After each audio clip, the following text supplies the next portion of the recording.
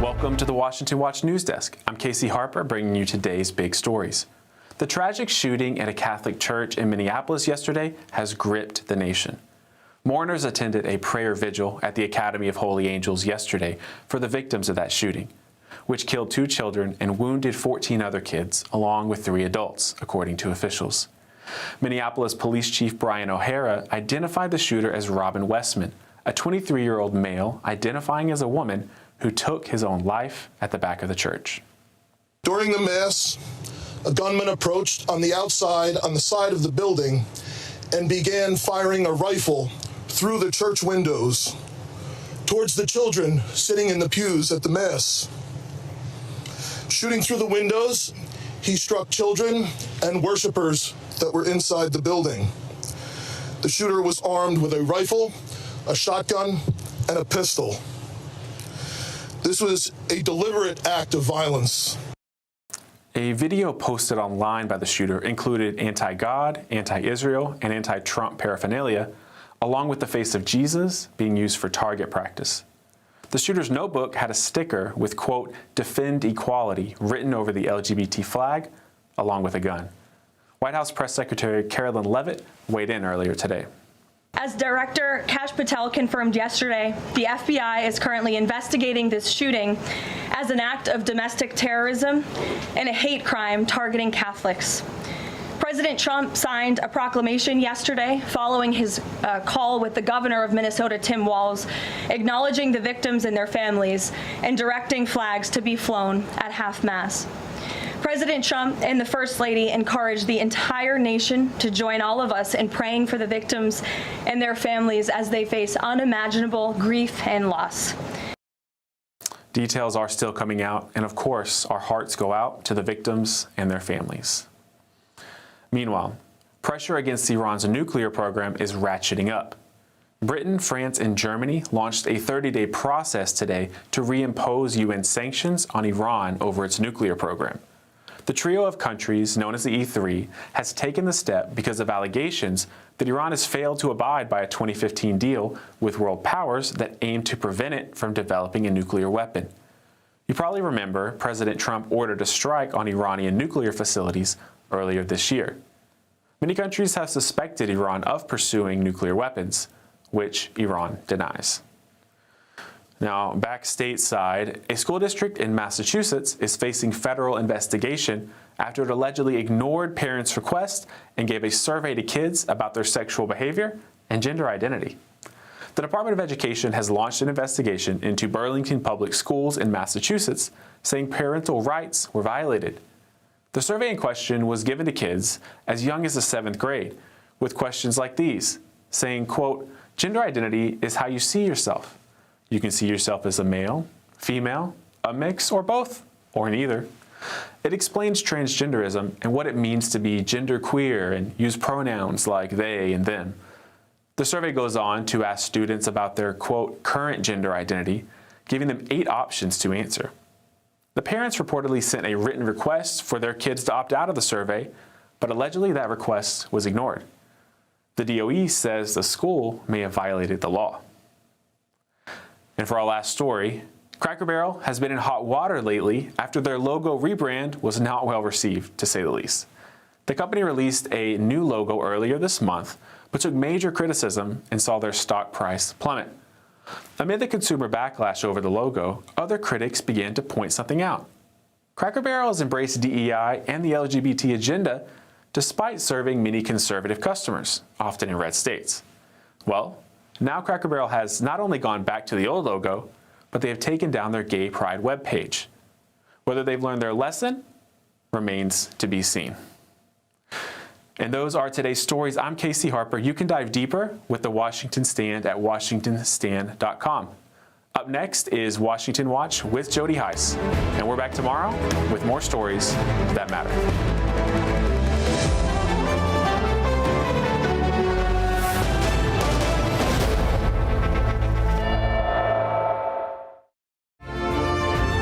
heart of our nation's capital in Washington, D.C., bringing compelling interviews, insightful analysis, taking you beyond the headlines and sound bites into conversations with our nation's leaders and newsmakers, all from a biblical worldview. Sitting in for Tony is today's host, Jody Heiss. We currently have 9 patients that were involved in the shooting yesterday. 6 of those patients are in satisfactory condition. 5 of those patients are children. We have 2 patients in serious condition, 1 adult and 1 child, and we have 1 child in critical condition presently. That was Dr. Thomas Clemon, interim CEO at the Hennepin Healthcare in Minneapolis, giving an update on those who were injured in yesterday's attack by a gender-confused gunman during a church mass. This is Washington Watch. I'm Jody Heiss. We'll be discussing yesterday's shootings from various angles today. My guests are going to include Kansas Congressman Ron Estes, Maria Keffler of Advocates for Protecting Children, Ariel Del Turco, she's the author of FRC's report on hostility against churches here in the United States, and then Dr. Ben Carson will be joining me a little bit later in the program. But first, let's get the latest in regard to the details of what's coming out from yesterday's shooting. And I want to bring in right now Libby Emmons. She's the editor-in-chief for the Post-Millennial and Human Events. Libby, welcome back to Washington Watch. Thank you so much for joining us. Thank you. Thank you so much. Okay, what more have we found out about the shooter from yesterday? Well, so the shooter from yesterday, Robin, I'm sorry, I just had his name on the tip of my tongue. Robin Westman. He was a transgender individual, 23 years old. He had attended the school, the Annunciation Church and School in Minneapolis, Minnesota. Also, his mother had worked there. We know that he killed 2 children and injured 14 children, as you were just mentioning, along with 3 adults. We know also that he left behind a manifesto about how much he hated God, and he was, very anti-Christian in those messages. He was also opposed to Israel. He was very pro-Gaza. He had a message on one of his magazines that said, "Kill Donald Trump." And we know also sort of an interesting detail that emerged this morning, that he had regretted his gender transition. He was gender transitioned in 2019 when he was about 17 years old. He changed his name. His parents had approved that name change and signed off on it because he was a minor. And in the notes that he left behind, he said that he regretted the transition, that he wanted to cut his hair because this was a vestige of his transition, and that he was ashamed and embarrassed to do so. And that's pretty interesting, I think, him saying that he felt neither like a man or a woman. And there really is a lot of self-hatred in there. Also, in the notes left behind, we see a drawing of him looking into a mirror and having a demon look back at him. Wow. Incredible information. How is the legacy media treating the fact that the shooter was transgender, gender confused, however we want to phrase this? Yeah, that's an interesting point as well. As soon as just within minutes, of the shooting in Minneapolis, we saw Mayor Jacob Frey coming out on the scene. He was giving a press conference, and he was speaking about how important it is not to vilify the transgender community. He also, had best wishes for the families and grief and all of that, but he spoke at length, not just at that press conference, but later in the day, about how important it was not to vilify the transgender community, assuming that everyone was just going to pile on to, all trans people everywhere. And that was his main focus. Jen Psaki was speaking about also how thoughts and prayers were not relevant at this time, as had Mayor Frey. And you also had Jake Tapper talking about, how it is important to stand by trans people. You also had the New York Times going at length to use female pronouns. Now, what's interesting about the media that has been going above and beyond to make sure they're using female pronouns for this man is that he was saying himself that he regretted his gender transition. So one wonders if he would have wanted that in the first place, not that his preferences have any bearing on anything at this point because he's this horrible killer. But that's what we've seen is them using these pronouns. There's some reporting that's out there, and you wouldn't even know that it was a man because they're using the female pronouns and not really addressing that he was trans. And also, media has not wanted to discuss that he's transgender. That's not something that they want to deal with. And it turns out that he is part of a short list of transgender individuals who have committed mass murders over the past several years. Yeah, we've seen so much of this, and it's becoming evident that these people have serious problems on multiple fronts. All right, real quickly, I've got another guest I need to get to, but enough with the villain for right now. Let's turn to the heroes. Yesterday's shooting could certainly have been much worse. What details have come out regarding what happened on the scene? Well, we've heard a lot about officers who were rushing in to save children, which was really a stark contrast to what we saw at the Uvalde school massacre a few years ago, where officers were holding back. And there's been a lot of praise for the first responders on the scene. One thing that really struck me was there was a young boy who was talking about how when the shots rang out, he and his friends dove under the pews. This was just a fifth grader. And he said that his friend shielded him from the bullets, and his friend actually did take a bullet in the back and was taken to a hospital. Hopefully he will be recovering. But there was a lot of praise for the first responders there. And after that, too, I think that a lot of Catholic schools are probably going to consider having police officers on the scene, maybe for the whole day, to prevent these kinds of things from happening. Thank you so much, Libby Emmons, editor-in-chief of the Post Millennial. I appreciate you joining us today on Washington Watch. All right, I want to switch over. Joining me now to provide a congressional perspective on all of this and the broader issue of crime in our nation as a whole, Congressman Ron Estes, who represents the 4th Congressional District of Kansas. Congressman, thank you so much for joining us again on Washington Watch. Great to see you. Well, thank you, Jody. It's good to be on again. All right, let's this tragic situation. Let me first get your thoughts on the shooting that took place yesterday. Well, it's really a sad story that you see another story where children are killed and injured. There's no place for that kind of violence in our schools or targeting elected officials or anyone from that. And it's sad that there's that kind of anger and hatred that would drive these individuals to go commit those heinous act of crimes.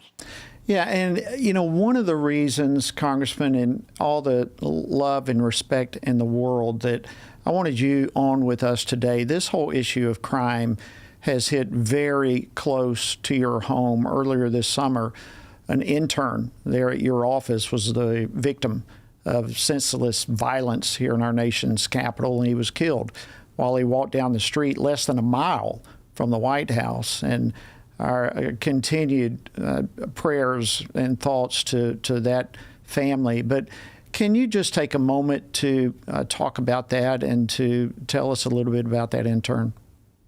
Yeah, it really is. It is a sad story. I mean, Eric Tarpinian Jackham was a 21-year-old. He was about to be a senior at the University of Massachusetts Amherst. He was serving as an intern in our office, and he was a great young man. And it's a sad state that in our nation's capital, there have been over 100 people killed on the city streets this year. We should want to be proud of our capital. We should want to be able to have a showcase that we could have Americans come visit, or we could have foreign dignitaries come and visit. And Eric's tragic death is one of those things that it should never have happened. And as a parent, I want my children to have the opportunity to take advantage of some of these things. But, for him to come and lose his life because of that's a sad state. And we need to make sure that we provide safe streets, that we protect Americans across the country Of course, Washington, D.C. is a federal district. It's different than the cities in different states. And President Trump's really stepped up in terms of saying the federal government has a responsibility to help maintain law and order in Washington, D.C. and helping make sure that happens. Yeah, I'm glad you brought that up because it really is. It seems to be making a drastic change in just a short period of time, what the president has been doing here in Washington, D.C. Your thoughts on that? What are you seeing and hearing from others here in Washington?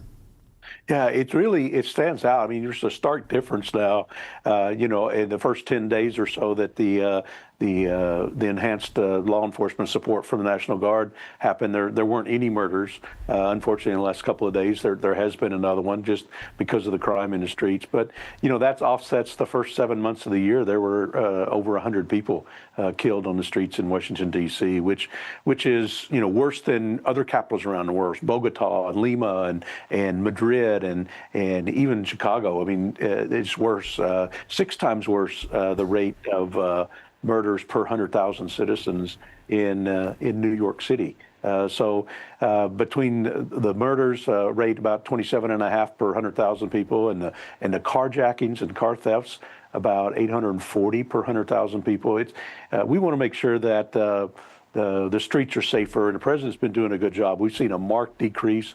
I mean, violent crime's gone down 40% in the last couple of weeks, which is important for Americans to feel safe and foreign visitors to feel safe as well. It really is. So, I guess on the negative side of all this, it all comes to an end in 30 days. So what do you think needs to happen following that 30 days? What do you anticipate happening? Well, I think part of what we've seen is by having the National Guard available to help patrol the streets, the police department in Washington can actually focus on solving some of the cases that have been a backlog for them. They really have not solved yet Eric's death and want to make sure that they have the time to do that. And then ultimately, it also belies some of the discussions around defunding the police. I mean, going back several years ago, the Washington, D.C. local government, which had been granted some authority by Congress, but they decided to cut the funding for their police, and it's nowhere near recovered the same trajectory it would have been on based on the growth rate and the inflation rate since that time. So I think that's part of what needs to be addressed as well, is making sure that the adequate funding is provided to help make sure that we have safe streets for our Americans, whether it's in Washington, D.C. or Chicago or Nashville or Minneapolis or anywhere else. We've only got less than a minute left, but the president's talking about a comprehensive crime bill. What do you think that should look like, kind of from a 30,000-foot perspective? I think a primary overall goal in looking at that is we want to make sure we protect Americans, protect them whether in Washington, D.C., whether they're in Wichita, Kansas, whether they're in New York or even in California, with some of the riots that have been there in terms of the protest against the illegal immigrations. We want to make sure that Americans are protected. So we want to make sure a crime bill actually focuses on the funding that's being provided from the federal government is utilized to help support those law enforcement, help make sure that they do their role, that they can protect American citizens throughout their city or their state, wherever their area of responsibility is. Thank you so much, Congressman Ron Estes of Kansas. Always great to see you. We appreciate you coming on. All right, friends, coming up, the legacy media wants you to avoid reporting what was really behind the gunman yesterday and all the transgender confused aspects of it all. So what do we do with all this? We have a definite problem, and we want to dive further into that issue. We'll do so right after the break, so don't go anywhere. We'll be back right after this. 3 years ago, the Supreme Court issued its historic Dobbs decision, a ruling that overturned Roe v. Wade, which for nearly 50 years imposed abortion on demand, silencing voters and bypassing the democratic process across the country. The Dobbs decision was a huge step forward against abortion, but it didn't outright ban it. It returned the power to the people. Now, 29 states have laws on the books protecting life. However, there's a catch. Abortion numbers since Dobbs have actually gone up, with an increase of 12% since 2020, climbing from 930,000 to over 1 million in each of the most recent years. So how can this be? The answer is simple: the abortion drug. Today, over 60% of U.S. abortions involve abortion drugs, many of these without medical oversight. In 2021, the Biden administration quietly removed bare minimum, long-standing safety protocols for the abortion drug that have existed for 20 years to protect women from life-threatening risks and ensuring informed consent. The Biden DOJ then declared that they would not enforce the Comstock Act, which prevents the mailing of anything that causes an abortion. This is not only illegal, but also dangerous.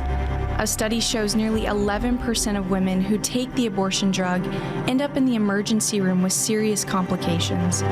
Unless the Trump administration reverses these reckless Biden-era policies, pro-life laws will remain largely symbolic. Without a full review and repeal of mifepristone, unborn lives will remain in grave danger and pregnant mothers will remain at risk. Let's stand for life and end this mail-order abortion drug pipeline. Sign the petition urging the Trump administration to take action at frc.org/stopchemicalabortion. In the beginning was the Word, and the Word was with God, and the Word was God, and the Word became flesh and dwelt among us, and we have seen His glory. Family Research Council invites you to join our Stand on the Word Bible reading plan as we reflect upon the life of Jesus, the Word who dwelt among us. Come with us and discover the glory of the Word. Read the Gospels and witness the life-changing story of Jesus, His life, death, and resurrection. Come read how Jesus transformed the lives of common people and how those same people transformed the known world through the power of the Holy Spirit. Come with us for 10 to 15 minutes a day and read the entire New Testament before the new year. Find our Bible reading plan and daily devotionals from Tony Perkins at frc.org/Bible. Join us and stand on the Word. Good afternoon. Welcome back to Washington Watch. I'm Jody Heiss filling in today for Tony. So glad to have you joining us. All right, the left has been telling us for a long time that the solution for gender-confused kids is to transgender them. So they're saying that experimental drugs and irreversible surgeries are somehow the answer, but it's obvious to everyone that certainly did not help the situation yesterday in the deadly church shooting in Minneapolis. So what could have potentially have helped the gunman? And what can help those other individuals who are struggling with gender dysphoria?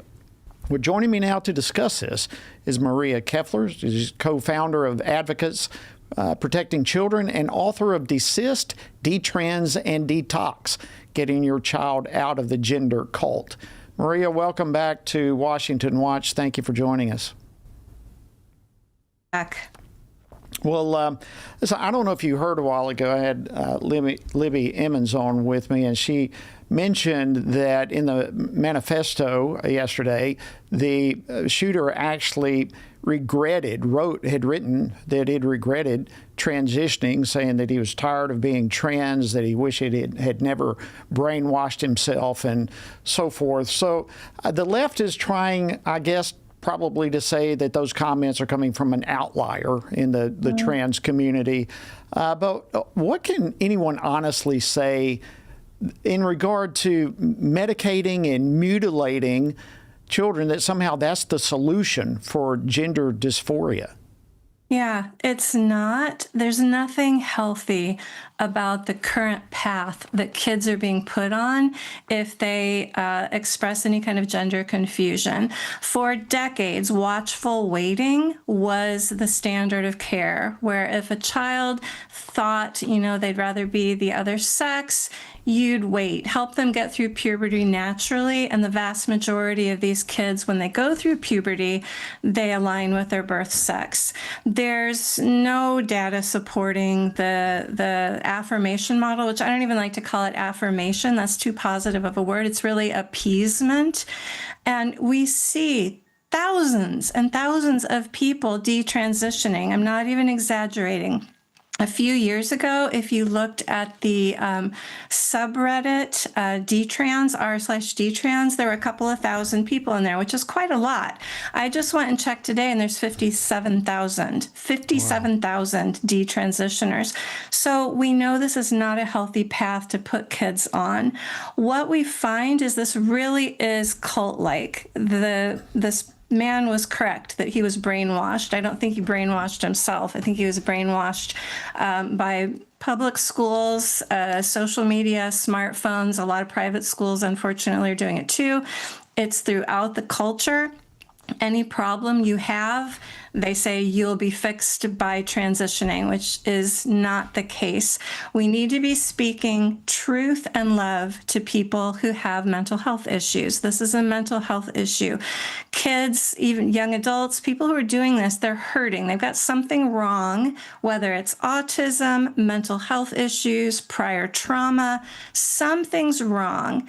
And when they latch on to this idea of gender ideology, suddenly nothing else gets looked at. Nothing else gets treated. So they need to have their real mental health issues taken care of. They need to be told the truth. Hey, your body informs your sex. You're male, you're female. There's nothing else. Doesn't matter what your preferences are, what colors you like, what you like to do in your free time.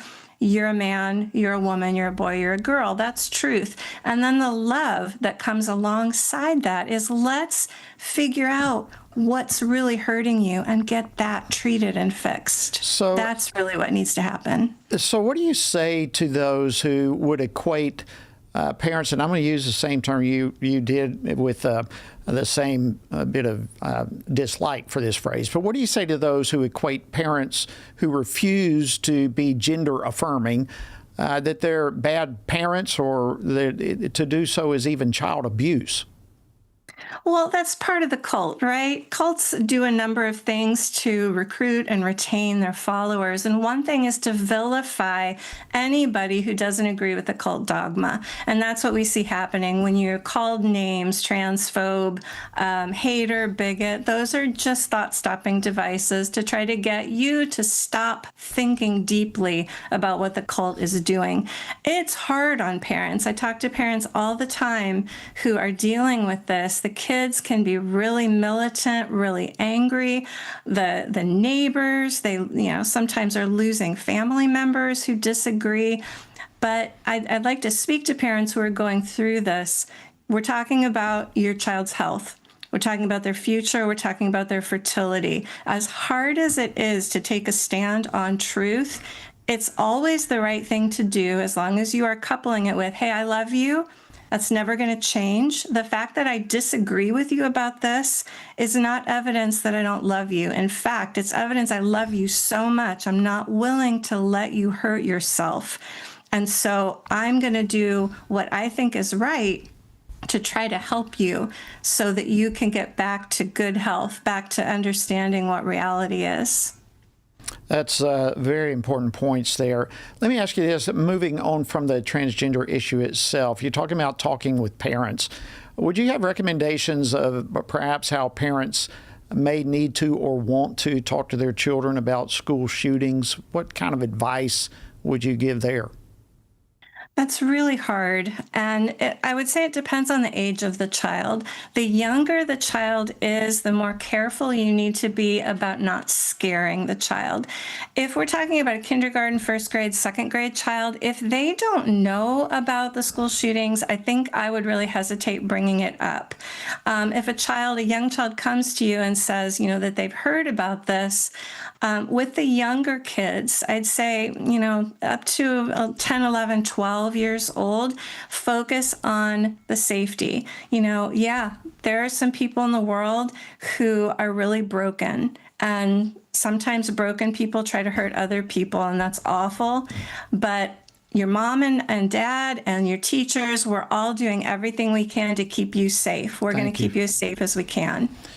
Maria Keffler, co-founder of Advocates Protecting Children. By the way, I love the name of your book. Great job. Thank you for putting that out there for us. And thank you so much for joining us today on Washington Watch. Thanks so much. All right, friends, we've got much more to cover as we try to bring all of this to you from as many angles as we can, trying to make sense and giving good advice through it all. Coming up, we're going to deal more with yesterday's attack. As shocking as it was, it may not be surprising, especially when you consider the rise in hostility against churches over the past few years that's taking place right here in the United States. We'll discuss that right after the break, so stick around. More straight ahead.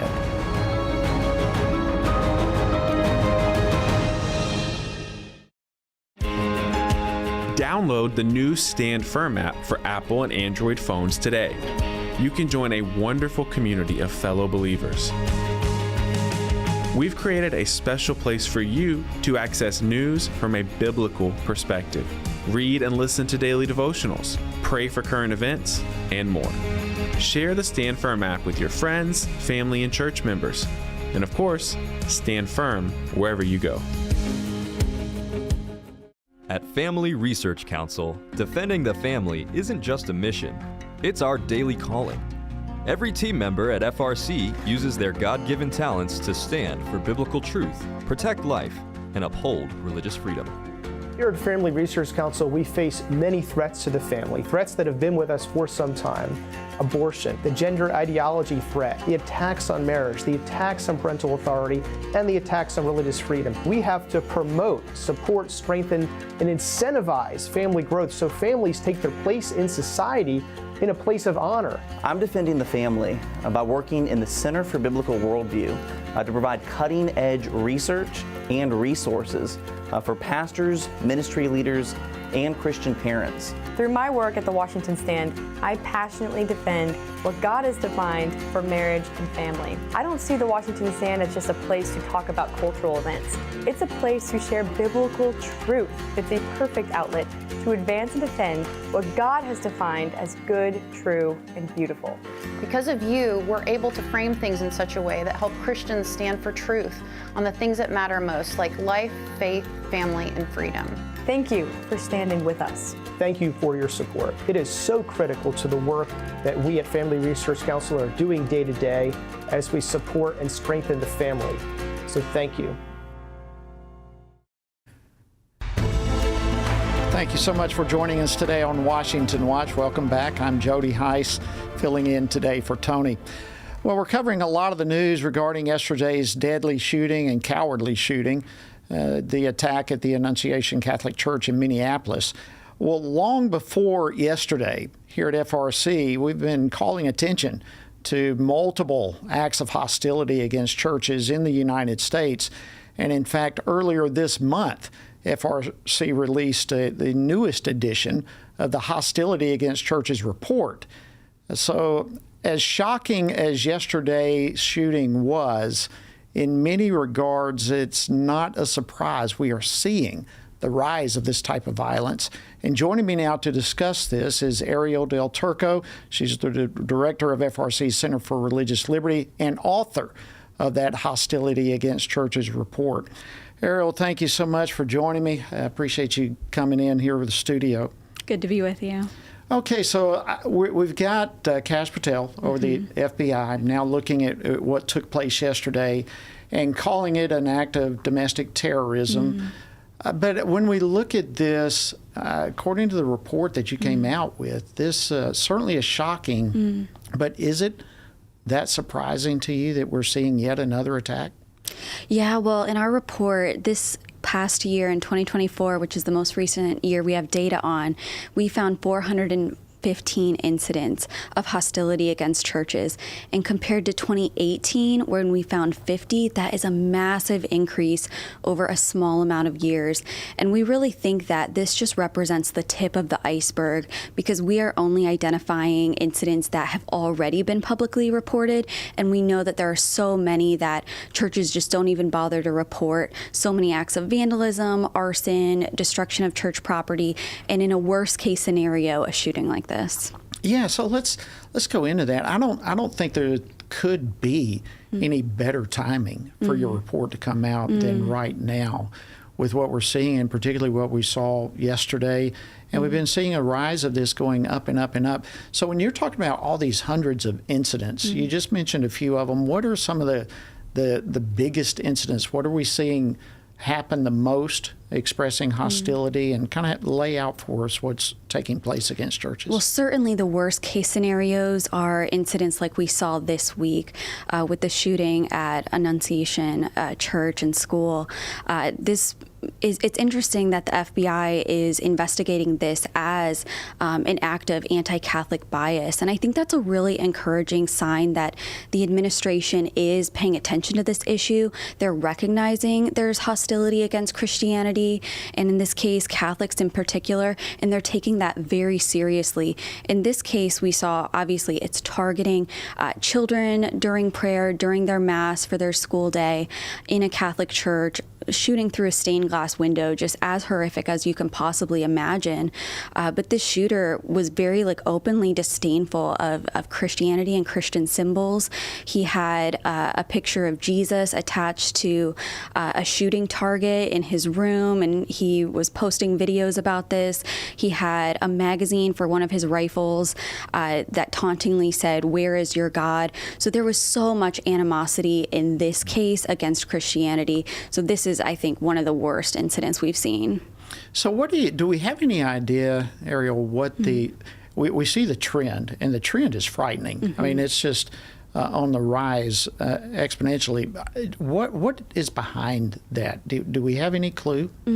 Well, it's hard to know what's going on in the hearts of all of these people. I think at the very least, if we're drawing the most modest conclusion, we have to conclude that there is a severe disrespect for Christianity in our culture. The most mild incident in our report might be someone's walking down the street and throws a brick through a stained glass window at a church. Even that shows a severe level of disrespect at minimum, or hostility. And the fact that we're seeing more incidents of these acts of hostility against churches seems to indicate a rise in this sort of animosity towards Christianity in our culture.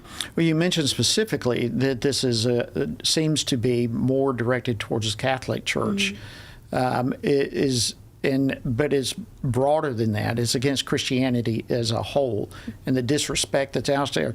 That seems to point to me that really what we're dealing with is a spiritual issue. Yeah, absolutely. And so many of these attacks on churches outlined in the report just seem to make no sense. People breaking into a small Baptist church in a rural area and just raiding and destroying the entire sanctuary. And when these attacks make so little sense, I think it's a reasonable conclusion that there's a spiritual aspect here. So we definitely don't want to ignore that. And for us, all of us, it's a call to prayer. It really is a call to prayer, and I hope everyone who's watching and listening right now will be involved with that, and particularly with the beginning of a new school year. All the more we have Christian schools out there, and they certainly would fall in that category. Ariel, before we wrap up, let me just give you an opportunity if there's any final words, final thoughts that you want to put out there for our viewers and listeners. Well, I am just thankful for FBI Director Kash Patel investigating this and the religious aspect of it. We did see earlier this year with President Trump's executive order on anti-Christian bias, he is keen to address this issue, and he specifically mentioned the rise in attacks on churches. So while we are turning to prayer and turning to the Lord for help, we also are encouraged when our leaders are taking this seriously and taking the protection of Christians and our houses of worship seriously. So I think there are some encouraging signs on the political front. Well, I certainly agree with you there. Ariel Del Turco, I want to thank you so much for joining me today. It's an honor to have you on, and thank you so much for putting forth this incredible report, and I'm so grateful for the traction that it has gotten. Thank you. Thank you for having me. All right. We've got more coming up after the break. Dr. Ben Carson is going to be joining me to give his perspective on what's driving the violence around our country, and from his perspective, what kind of solutions could there be in the horizon. So much more coming your way here on Washington Watch. Stick around. We'll be back right after this break.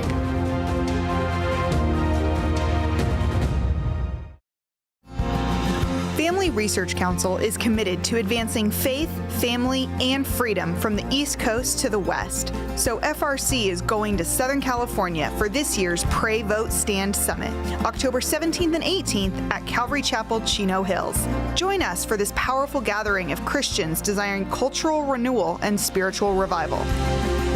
The Pray, Vote, Stand Summit brings together Christian leaders, issue experts, and government officials for a time of prayer, inspiration, and action.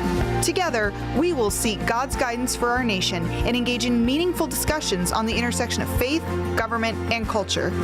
If the spiritual foundations and the cultural walls of our nation are to be rebuilt, we all have a role to play. May we each find our place on the wall as we build for biblical truth. Register now at prayvotestand.org. That's prayvotestand.org. Jennifer, it's so exciting to be here with you today talking about our new book, Embracing God's Design. Who is actually going to benefit from reading this book in your view? There's so many different audiences that can benefit. The first one are counselors themselves, right? Because we have some material in there where we really address the gender dysphoria diagnosis and what is wrong with it.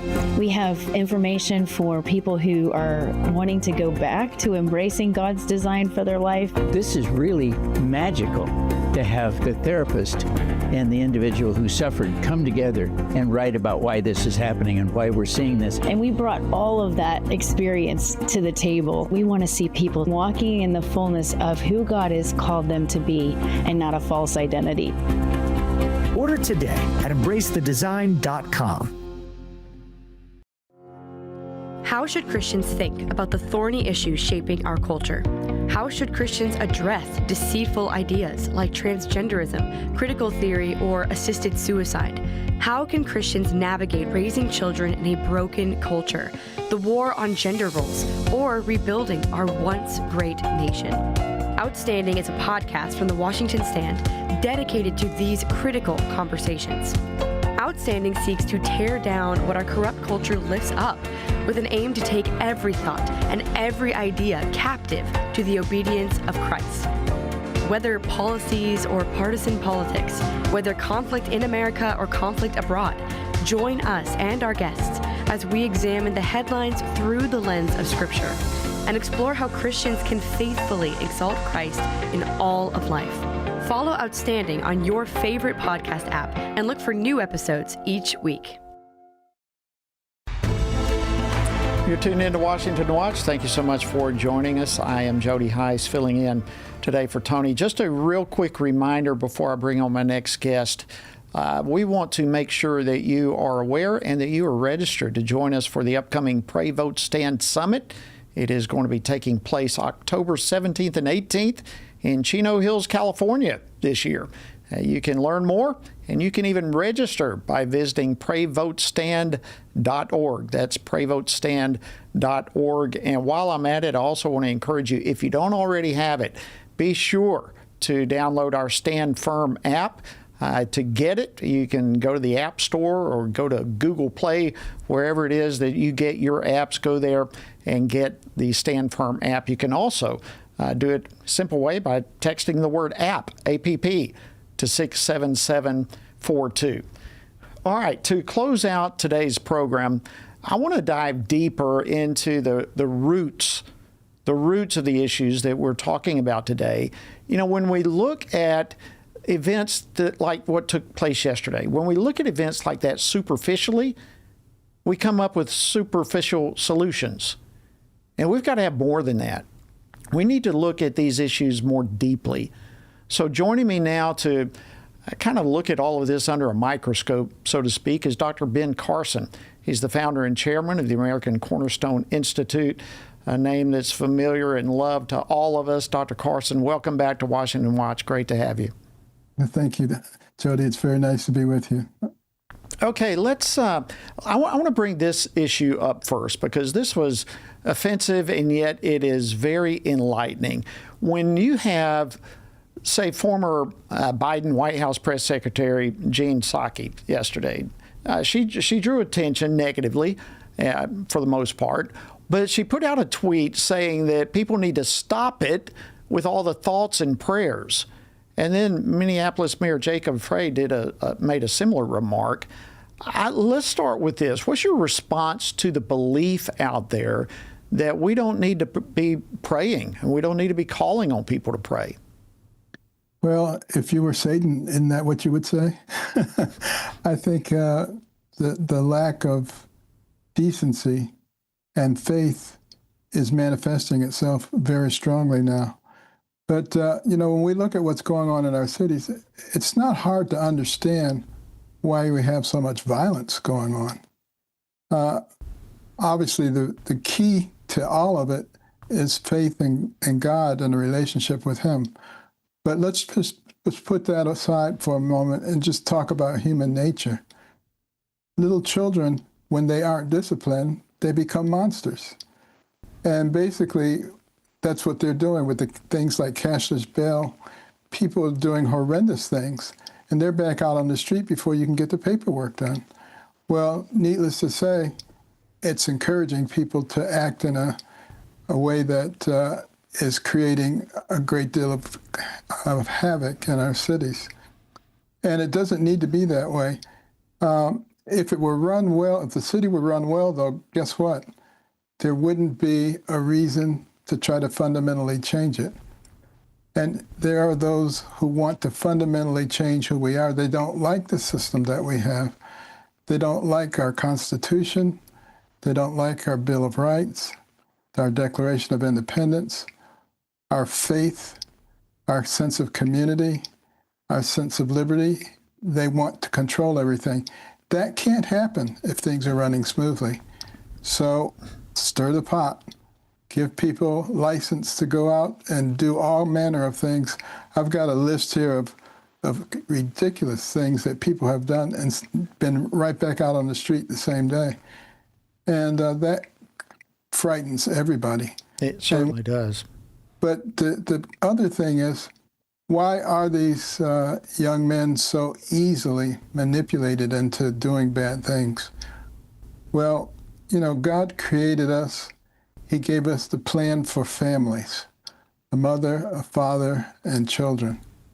A large number of people, particularly in inner cities, do not have a father. They do not have an authority figure. The first authority figure they run into is somebody who's badder than they are, or the police. In many cases, it doesn't turn out well for them, and they become hardened. And you're not going to solve this problem with any kind of Band-Aid. We really need, as a society, start thinking about how do we substitute or encourage the development of complete families, with fathers included. That means that some people might want to become foster fathers and become role models and figures for some of those children. I was talking to a police officer in Baltimore, which has a severe crime problem, and he said he walks the same beat every day, knows everybody. They all know him by first name. He says he never has to buy lunch. People are always inviting him in for lunch. But they tell him when things are going on. He knows when there's something that's amiss and can take care of it. And that neighborhood has a much lower crime rate than any of the others. That's something that we can learn, relationships, developing those relationships, and particularly for those families who have an absent father. Yeah, I'm so glad you brought that up, because going back and looking into the research here, it appears that this shooter's parents actually got a divorce back in 2012, 2013, some of that time frame, and that had a pretty significant impact on his life. There is no doubt, aren't I correct, that there is a correlation between fatherless homes and children who get involved in criminal behavior and all sorts of mischief, if we'll just put it that way. There is a relationship there, isn't there? There is definitely a relationship there. And I don't want people to get discouraged and say, well, 70, 80% of the homes are broken now. There's no hope for us, because there's a new movie that was just released about the children in the college campuses, Revival Generation, and how they are flocking in droves to Christ. And no matter how tormented a childhood one has, accepting Christ and allowing him to become the center of your life will solve the problem.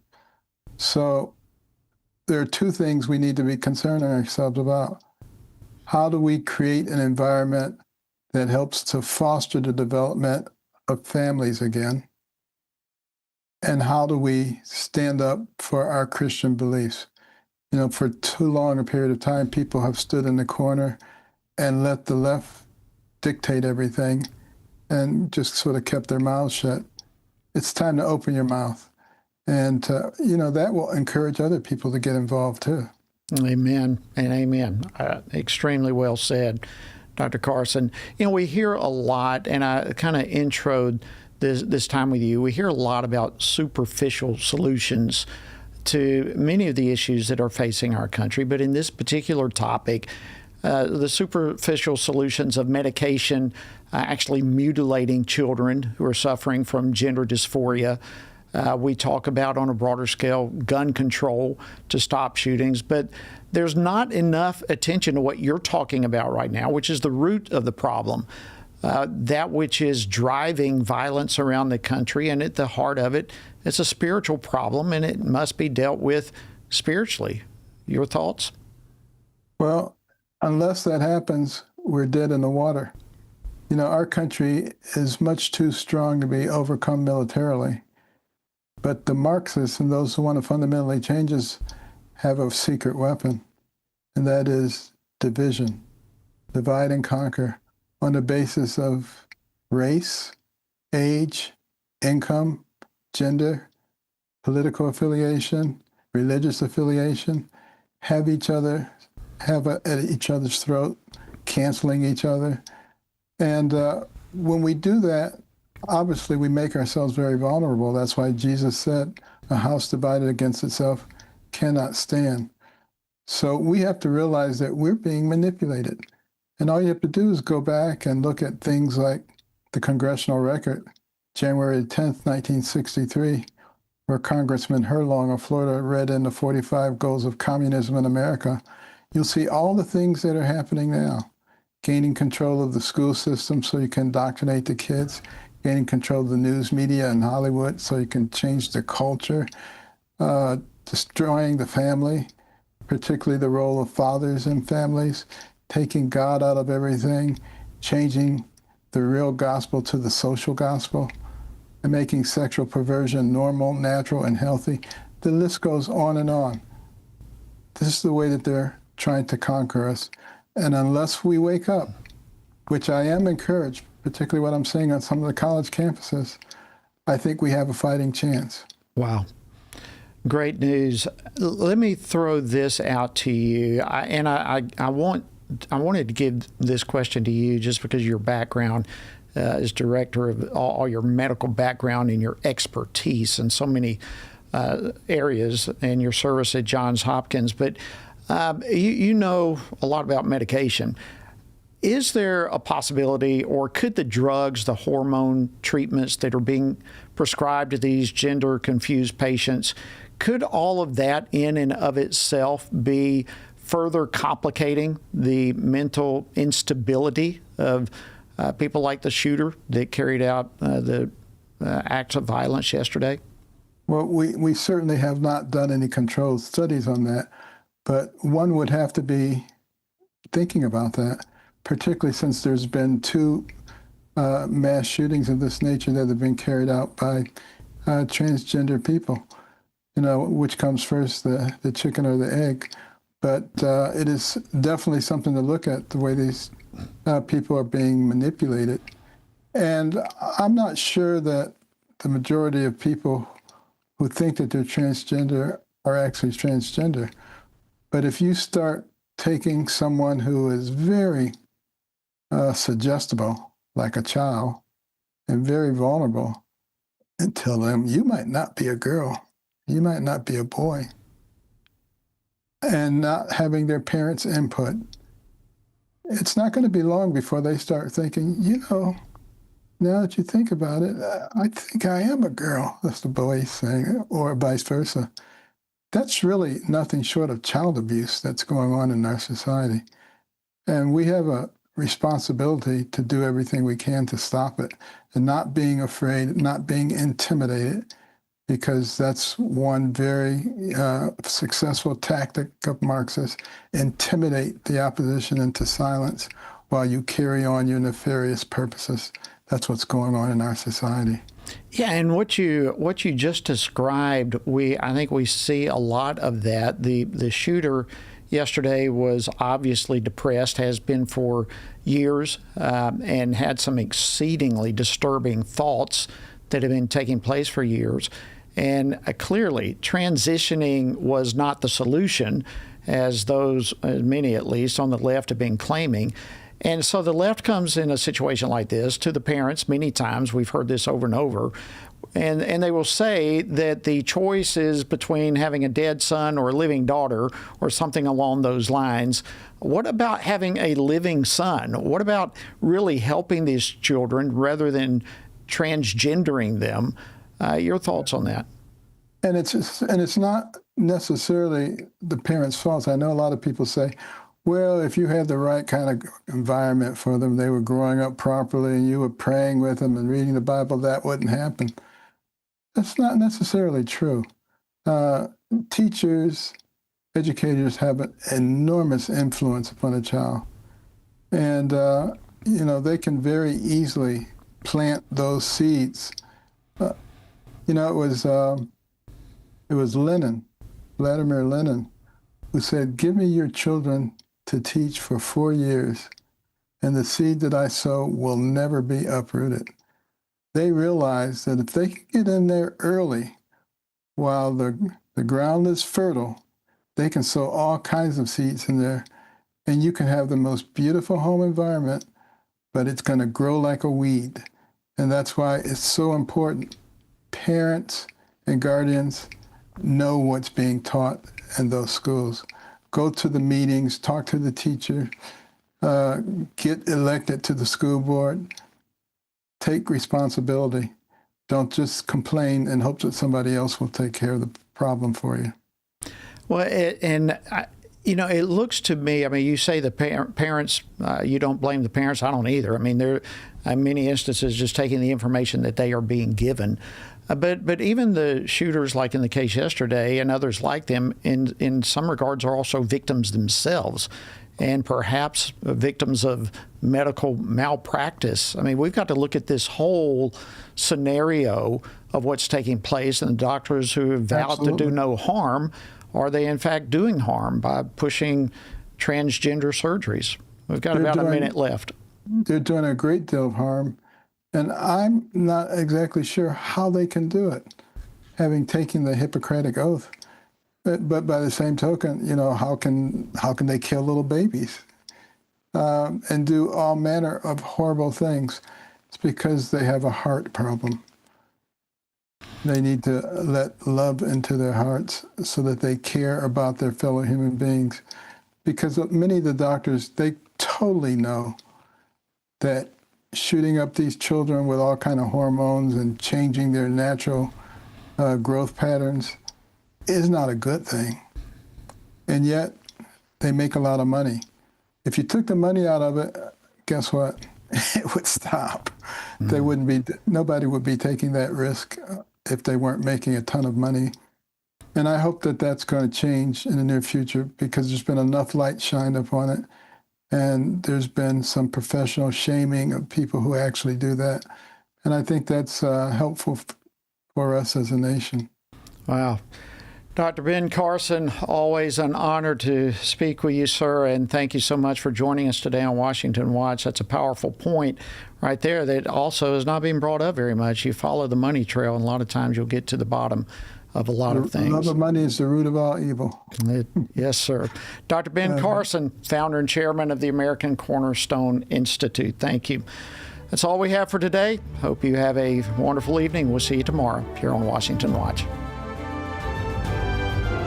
Washington Watch with Tony Perkins is brought to you by Family Research Council and is entirely listener supported. Portions of the show discussing candidates are brought to you by Family Research Council Action. For more information on anything you heard today, or to find out how you can partner with us in our ongoing efforts to promote faith, family, and freedom, visit TonyPerkins.com.